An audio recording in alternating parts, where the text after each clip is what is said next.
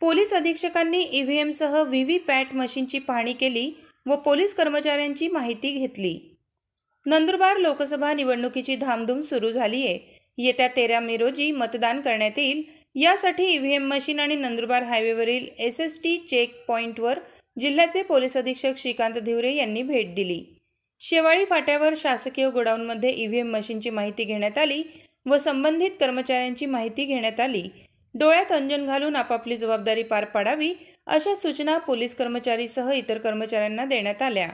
नंदुरबारकडे जाणाऱ्या आणि नंदुरबारहून येणाऱ्या प्रत्येक वाहनांची बारकाईने तपासणी केली जाते व नोंदवहीत याबाबत नोंद देखील करण्यात येत आहे की नाही याची देखील माहिती पोलीस अधीक्षक यांनी घेतली।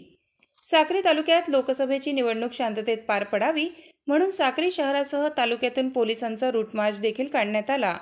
शांतता भंग करणाऱ्यांना खाकीची पावर दाखवण्यात येईल हे आजच्या चित्रातून दिसून आले आहे। मीडिया लाईव्हसाठी रफिक शेख, साक्री, धुळे।